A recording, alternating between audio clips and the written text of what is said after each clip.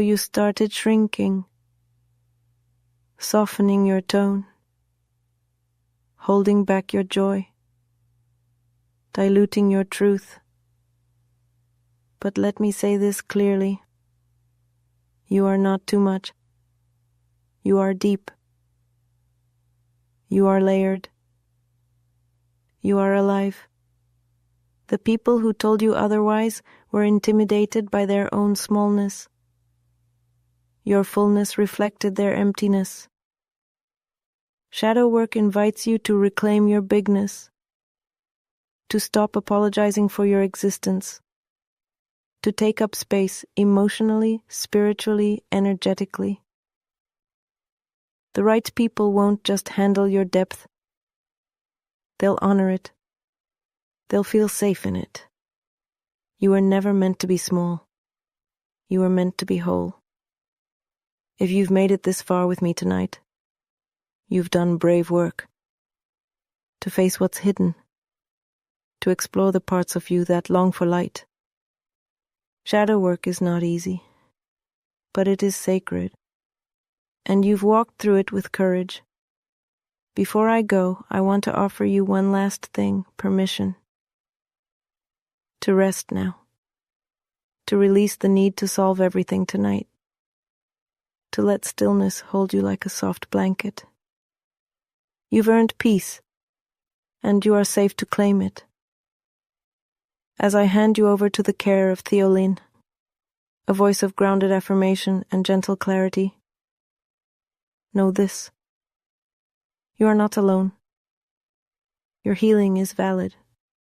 Your becoming is beautiful. It's quiet now. The noise of the day has settled, and in the stillness, something rises. Not loud, no, but present, persistent. A feeling you couldn't name earlier. A tension in your chest. A memory that arrived uninvited. A question that keeps looping. Why am I still carrying this? This hour, this sacred 2 a.m. is not about fixing.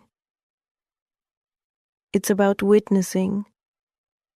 It's about gently turning inward to the places you've avoided, the shadows, the stories. You don't need to fight them tonight. You don't need to solve them. Just meet them. Sit beside them. Because beneath the ache, there is an invitation, not to relive the pain, but to reclaim your voice, to say, this happened, and I'm still here. So often we're taught to fear the dark, to believe that if something feels heavy, it must be bad, that if we struggle, we're failing. But shadow is not your enemy. It's a messenger, a guide, a part of you that once protected your heart, even if it did so in silence. Those parts you pushed away, the anger, the jealousy, the fear. They were trying to keep you safe, not always in healthy ways, but in the only ways they knew how. Tonight, I want you to bring them into the light, not to shame them, not to erase them, but to understand them, to say, I see you, I know you tried. That's where healing begins, not by cutting off parts of yourself, but by integrating them, by becoming whole. Some pain doesn't scream. It hums beneath your smile. It hides in your laughter. it folds itself into your routines. These are the wounds you don't show, the grief you minimize, the shame you swallowed, the moments you tell yourself, it wasn't that bad. But your body remembers, your nervous system remembers, even if your mind tries to forget. Shadow work is not about digging up the past to suffer again. It's about understanding why certain things still trigger you, why your voice shakes in certain rooms, why you shrink when you should rise. It's not to blame. It's to name. And once it's named, you have the power to choose something new. Somewhere along the way, someone told you that you were too much, too emotional, too needy, too intense, and maybe you started shrinking, diluting your truth,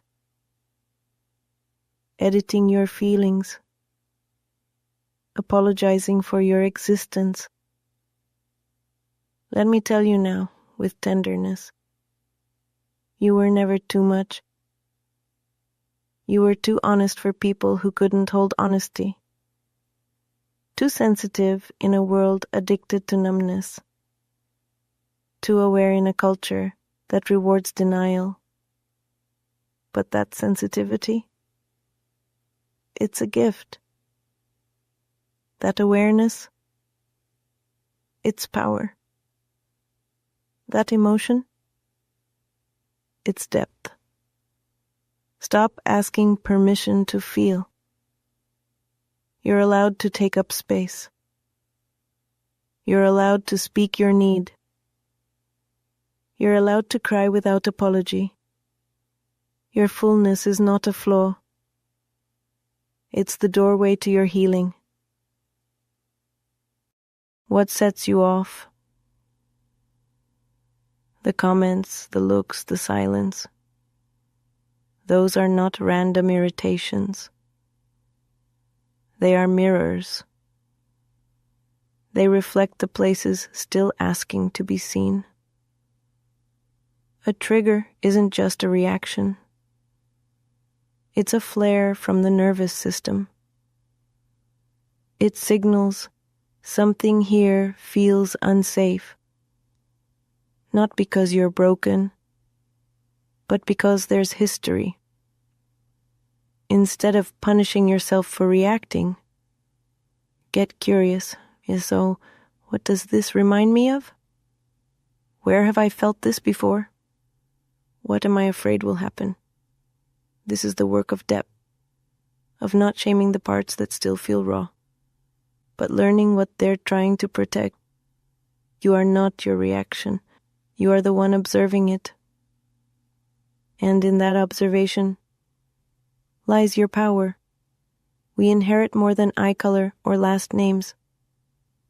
We inherit stories, rules, survival codes. Maybe your family taught you, don't talk about feelings.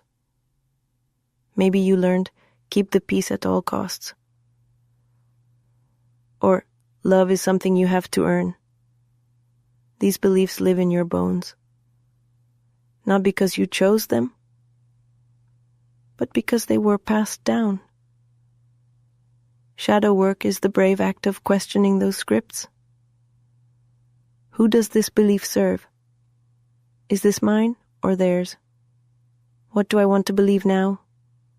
You are not here to repeat patterns. You are here to transform them. To become the first to say, this stops with me. It's one thing to not feel safe around others.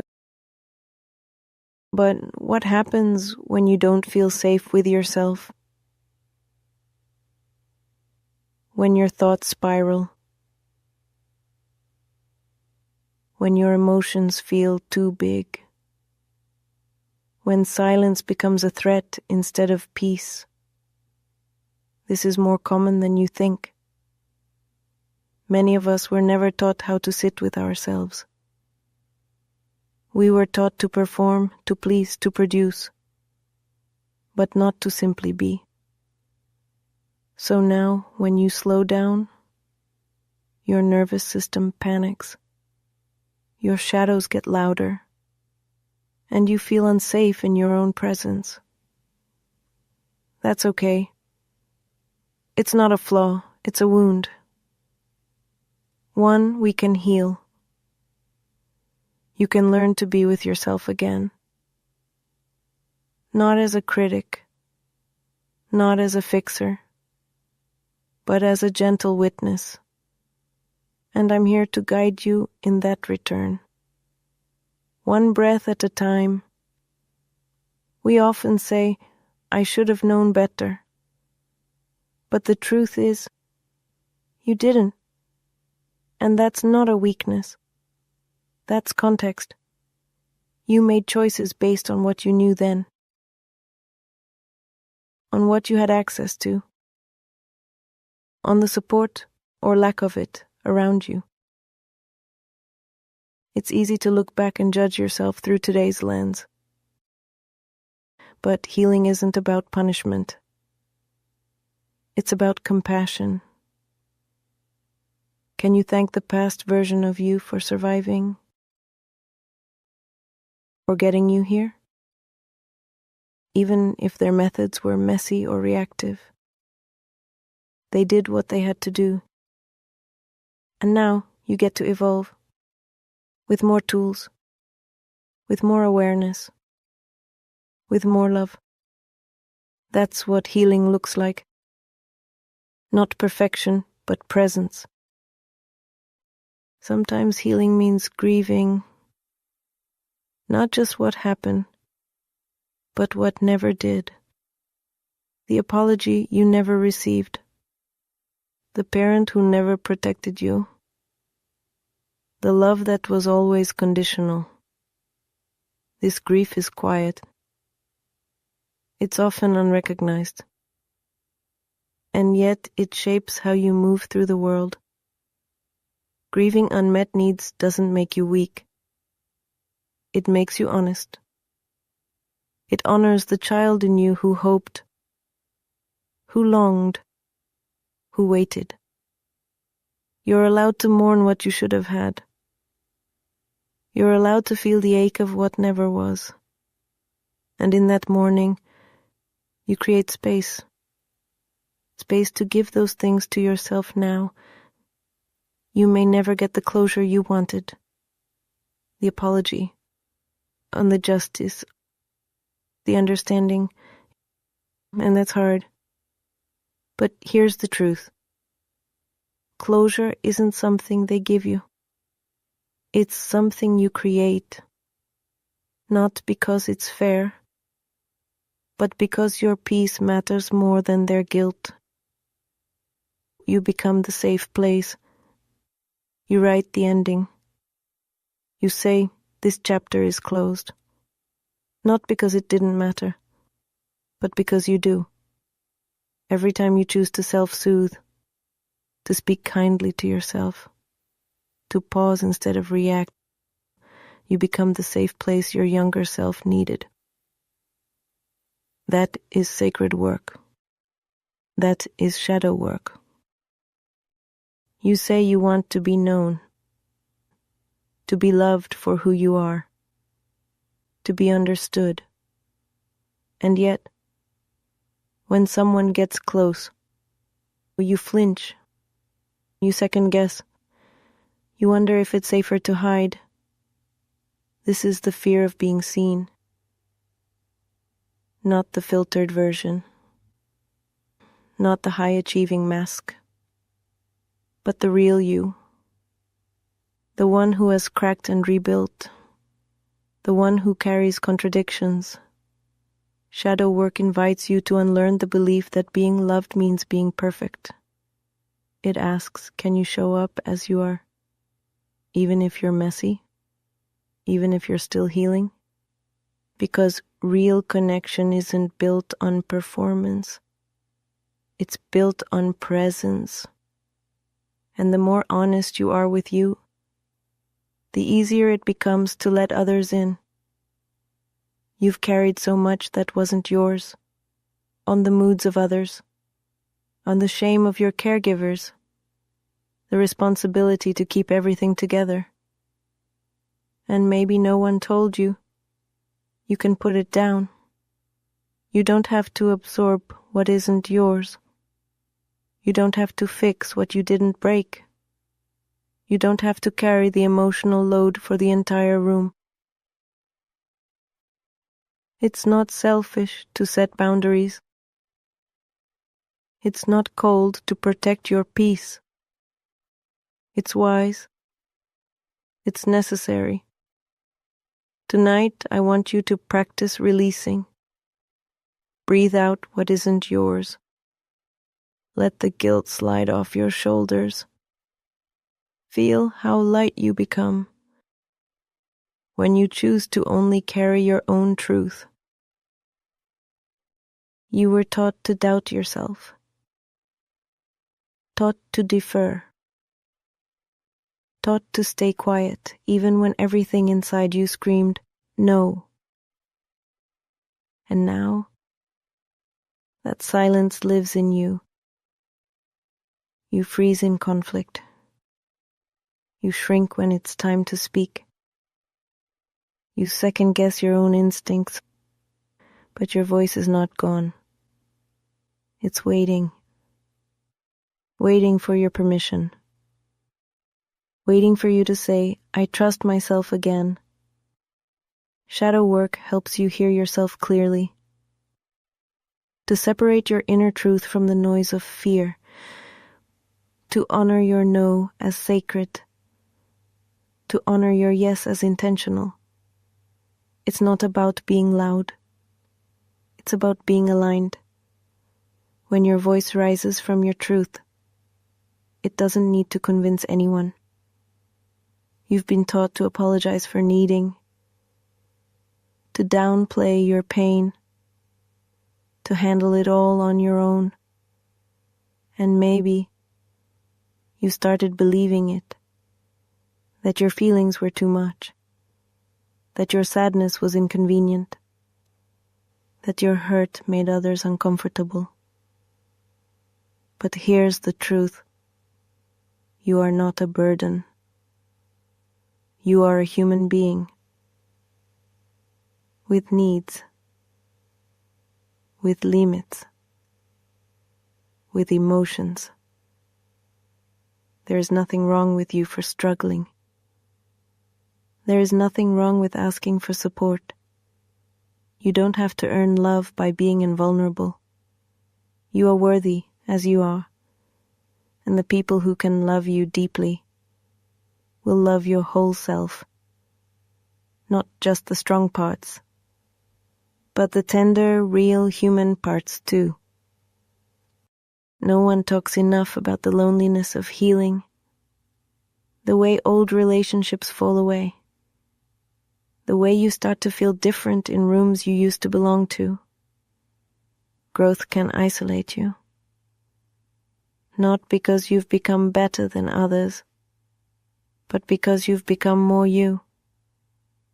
And not everyone will come with you on that journey, that ache you feel. It's the grief of shedding skins, of saying goodbye to familiar dysfunction, of releasing the roles you once played to stay safe. It's okay to miss what you've outgrown. It's okay to feel both proud and heartbroken. That's part of becoming whole. New connections will come. Aligned ones. But for now, trust that solitude is not the same as abandonment. It's sacred space. For your becoming, if you were taught that anger is dangerous, you might have learned to swallow it, to convert it into tears, to pretend everything's fine while your body screams otherwise. But anger is a compass. It points to violation, to crossed boundaries, to where your soul says, enough. Shadow work doesn't mean eliminating anger. It means listening to it, learning its language, tracing it to its origin. When you stop fearing your anger, you reclaim your power. You stop abandoning yourself for the sake of harmony, and you start choosing what's honest. So ask yourself, what is my anger protecting? And what does it want me to restore? Sometimes it feels like you're going in circles, like you already healed this part, already forgave that person, already did the work. But here you are, triggered again, weary again, questioning everything again. That doesn't mean you're failing. It means you're integrating. Healing isn't a straight line, it's a spiral. You revisit lessons not to punish yourself, but to deepen your wisdom. Each return is an opportunity to respond differently, to soothe more gently, to offer compassion where you once offered shame. So next time you find yourself in a familiar ache, don't say, I'm back here again. Say, I'm meeting this again with more of me present. Rest is not laziness. It's not failure. It's not weakness. Rest is resistance. It's a boundary. It's a declaration that your worth is not tied to how much you produce. You don't need to earn rest. You don't need to explain it. You don't need to apologize for it. You are a human being, not a machine. And your nervous system needs space to reset. Your soul needs time to exhale. So tonight, if your body asks for stillness, listen. If your mind craves silence, honor it. If your spirit feels weary, let it be held. You are worthy of rest. Without guilt. Without conditions. Just because you are. Somewhere along the line, someone made you feel like you were too intense, too emotional, too complicated,